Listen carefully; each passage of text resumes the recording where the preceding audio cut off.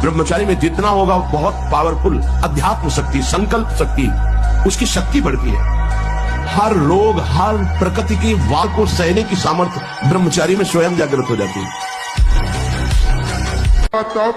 अगर सिंह का बच्चा भेड़ों के बीच में फंस जाए तो भेड़ नहीं बन जाता, वो सिंह ही रहता है। ये निश्चय करें किसी बात को कि हम क्यों गिर जाते हैं, जहां हम गिरते हैं वहां क्यों फेल हो जाते हैं, जिस विषय का नियम लेते हैं वो क्यों नहीं पूरा होता, उसके लिए थोड़ा उत्तेजित भी तो हो कि ऐसा क्यों होता है। वो ऐसा तभी होता है जब हम ढील दे देते हैं, छूट दे देते हैं। अगर छूट न दे, हम पूरी ब्रेक मार दे, तो हम जिस नियम से चल रहे हैं उसी नियम से चलेंगे, हमें कोई गिरा नहीं सकता।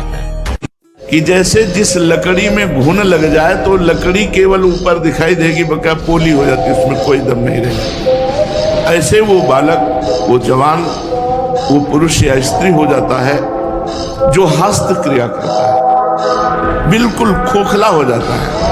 इसमें सबसे बड़ी घातक बात यह है कि वो गृहस्थी लायक नहीं रह जाएगा, संतानोत्पत्ति की क्षमता का नाश हो जाता है। तू नहीं जानता कि मैं क्षत्रिय कुल नाशक, बाल ब्रह्मचारी, अति क्रोधी वह परशुराम हूं जिसने कई बार इस पृथ्वी को क्षत्रियों से विहीन कर दिया। अगर हम नाम जप करेंगे तो हमारी बुद्धि प्रवीण होगी। अगर हमारे अंदर नाम जप चल रहा है तो हमको ये विश्वास है कि मेरे भगवान मेरे साथ हैं। अपने मन को बार बार नाम में लगाने से जो ओवर थिंकिंग है, इस पर हम कंट्रोल कर सकते हैं। तो हम जो सोचेंगे वो भी हो जाएगा, तो हमको विश्वास होता जाएगा मेरा नाम जप मेरी सामर्थ्य है, मेरा नाम जप मेरी कामनाओं की पूर्ति का उपाय है। तो इससे हमें बहुत बड़ा लाभ मिलेगा। निहाल कर दिया भगवान। जहाँ एक आदमी पानी देने वाला नहीं था, वहाँ हजारों नौजवान ऐसे खड़े हैं कि कोई पानी पिलाता है, कोई रुमाल से मुंह पोंछता है, कोई हाथ पकड़। एक कदम भी ऐसा नहीं जो मुझे साथ न मिलता। एक एक मिनट हर समय अलर्ट खड़े हुए हैं। ये कौन है? हमें जो भविष्य की चिंता से बचा सकता है तो भगवान बचा सकता है, क्योंकि सर्वलोक महेश्वर है, वो सब कुछ कर सकता है। कैसे किया वही परमात्मा कर रहा है, वो अपने आप सारी व्यवस्था कर रहा है। हम भगवान को अपना माने हुए हैं और भगवान का नाम जप करते हैं तो हमें भविष्य की चिंता नहीं। मोबाइल चलाना नहीं आना, और हम इससे ऐसे डरते जैसे करिया सांप से डरे। तो पहली बात तो मोबाइल से उतना ही प्रयोग करो जितनी अत्यंत आवश्यकता है। इससे अच्छी भी बात है कि आप सत्संग सुन सकते हो, आप आवश्यक सूचना दे सकते हो, इससे अच्छी भी बात है। तो गुण दोष में पूरी सृष्टि रची गई है, उसका गुण ग्रहण कर ले, दोष का त्याग कर दे। हमें लगता है अपने काम करने के बाद इसका स्विच ऑफ करके रख देना चाहिए नियम पूर्वक। एकांत में तो कभी खोलना ही नहीं चाहिए। जैसे भोजन आवश्यक है वैसे ही जल आवश्यक है, उतना वायु। ये पेट बना हुआ एक थैली है, तुम नहीं हो पेट, तुम नहीं हो रसेंद्रिय, तुम नहीं हो भोक्ता। काहे को मूर्खतावश ये जो शरीर रूपी गाड़ी मिली इसको नष्ट कर रहे हो और अपनी यात्रा को रोक रहे हो। इसका एक सिद्धांत है, एक हिस्सा अन्न, एक हिस्सा पानी और आधा हिस्सा वायु के लिए रहने देना। ऐसे रखा जाता, तभी आप देखना ऊर्जा शक्ति आपकी बढ़ेगी, भजन की वृत्ति बनेगी आपकी। अब यहाँ चारों हिस्सा में अन्न भरा हुआ है और ऊपर से पानी, रुचि नहीं है पीने की, क्योंकि अंदर ऐसा जहर बनता चला जा रहा है। जल जब जाता है तो लघु शंका के द्वारा बहुत से ऐसे पदार्थ है जो हमारे शरीर को हानि करने वाले, उनको निकालता है जल। मल की आंतों में जाकर मलाशय में वो मल को गीला करके निकालने की चेष्टा करता है। हम भजन को तो देख नहीं रहे हो, भोजन को देख रहे हैं। इस समय ये प्रार्थना मान लीजिए, आपका जीवन स्वस्थ। 1 साल ब्रह्मचर्य करने से क्या होगा? आप खुद अपना नाश कर रहे हैं। अधिक भोजन, अगर सिंह का बच्चा भेड़ों के बीच में फंस जाए तो भेड़ नहीं बन जाता, वो सिंह ही रहता है। ऐसे ही कर्म विवश करें अगर किसी हरि भक्त को, तो उसकी दयनीय दशा पे कभी हंसना नहीं, क्योंकि वो सिंह है। हाथ थोड़ा दिखाई दे रहा है केवल, वो ऐसा छलांग मारेगा, ऐसा कर्म जाल एक साइड में और दहाड़ मारता हुआ है, वो हरिदास है। अब बार बार सामने आपको जो गुरु मंत्र मिला है उसको लिखिए, कोई माला नहीं, बहुत आराम से, कोई जल्दीबाजी नहीं, 1 मिनट में एक बार लिखेंगे। यहाँ कोई संख्या हम नहीं बोल रहे, यहाँ कोई आपको नहीं 108 बार करना है कि 50 बार, 5 बार करें, 5 बार आराम से, शांत बैठे, खूब आराम से बढ़िया राम, बहुत बढ़िया था, राधा राधा राधा। आप देख लीजिए, अब ये भाग जहां रहा है, पकड़ो, कहां भाग के जा रहा है। जो गृहस्थी में रूप प्रकाशित करेगा। अनंत जन्मों के बिगड़ेल मन को एक नाम भारी पड़ जाएगा। एक बार राधा बोला तो ऐसी तैसी इस मन की हमारा नाश नहीं कर सकता। नाम सच्चिदानंद परम सत्य है और जितनी वृत्तियां सब असत्य हैं, जितने भी दृश्य है सब असत्य है। असत्य दृश्य भारी तब पड़ रहा है जब आप उसे सत्य मान रहे हैं, उसकी सत्ता नहीं और नाम की सत्ता है।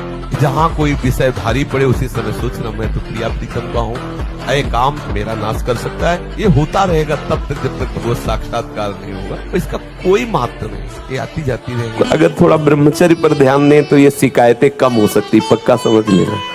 ब्रह्मचर्यहीन मतलब जीवन एक मृत जीवन है, ब्रह्मचर्य अमृत है। आप सच्ची मानिए, खिलवाड़ मत कीजिए जिंदगी के साथ। अगर आप ब्रह्मचर्य से चलें तो आप देख लीजिए स्वयं में आपके अंदर एक से एक उत्तम विचार, उत्तम सामर्थ। मेहनत में लग जाओ तो और जोश आएगा, क्योंकि ब्रह्मचारी हो ना, जिधर लगाओ और कितना भी सर्दी गर्मी हिला नहीं सकता। तो एक पावर होता है, एक दिव्य शरीर में स्फूर्ति। प्राण भले चले जाएं, पराई स्त्री का काम भाव से न तो दर्शन करेंगे, न संभाषण करेंगे, न स्पर्श करेंगे। प्रार्थना मान लीजिए ये खिलवाड़ नहीं है, पर स्त्री गमन सीधे दुर्गति है। सावधान हो जाओ, तुम्हारे पुण्य क्षीण हो जाएंगे। सावधान हो जाओ, तुम्हारी आयु नष्ट हो जाएगी और तुम्हारी बुद्धि भ्रष्ट हो जाएगी और तुम अंदर से ऐसे अपराध करोगे कि भयभीत बने रहोगे। अगर कुमति को दबाकर सुमति को बढ़ाना है तो नियम ले लो, चाहे प्राण निकल जाए, पर पराई जिसका हम पानी ग्रहण किए उसके सिवा किसी और स्त्री के साथ काम संबंध नहीं। जो स्त्री आपसे गलत चेष्टा की भावना प्रस्तुत करे, बिल्कुल दूर हो जाओ। गृहस्थ धर्म का मतलब है एक परकोटी के अंदर रह करके शत्रुओं पर विजय प्राप्त करना, और विरक्त का मतलब खुले मैदान में ललकार करके शत्रुओं को प्राप्त करना। ऐसी स्त्री का त्याग जिसके संग से आपका अपना धर्म नष्ट हो जाए, बिल्कुल नहीं। सावधान। अब हम लोगों को अवसर मिला है कि मन को संभाल कर प्रियालाल के चरणों में लगाएं, ये जन्म हम सार्थक करेंगे। डरो मत, तुम में बहुत सामर्थ्य, तुम भगवान के अंश हो, तुम शरीर नहीं हो। ये शरीर एक तुम्हारी यात्रा के लिए गाड़ी मिली है, परमार्थ की यात्रा, तुम शरीर नहीं हो। तुम भगवान की दिव्य अंश हो, जो चाहो कर सकते हो। तुम अपने को भूल गए हो, बस इसलिए तुम कहते हो मैं नहीं कर पाऊंगा, नहीं तुम सब कुछ कर सकते हो। आजकल यही स्वतंत्रता मानी जाती कि जो मैं चाहूं भोगूं, जो मैं चाहूं देखूं, जो मैं चाहूं करूं, तुम मुझ पर अंकुश नहीं लगा सकते हो क्योंकि मेरा जीवन स्वतंत्र है। वाह, इंद्रियों के विषयों की गुलामी करते हो, मन की गुलामी करते हो, शरीर की गुलामी करते हो और अपने को स्वतंत्र समझते हो। कहते हो हम स्वतंत्र हैं, जो चाहेंगे करेंगे।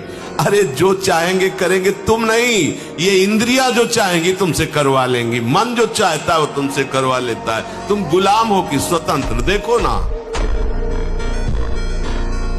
पाणी ग्रहण संस्कार ना हो तब तक ब्रह्मचर्य अवश्य रहो। यदि उस समय तक ब्रह्मचर्य नहीं रहते तो तुम गृहस्थी को ठीक से नहीं चला पाओगे, वास्तविक अच्छे गृहस्थ नहीं बन सकते हो।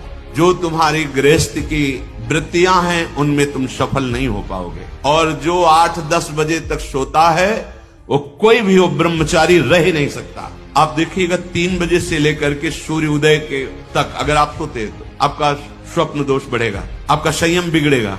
तो जैसे भजन आवश्यक है वैसे व्यायाम आवश्यक है, वैसे प्राणायाम आवश्यक है, वैसे आपको 2 किलोमीटर दौड़िए।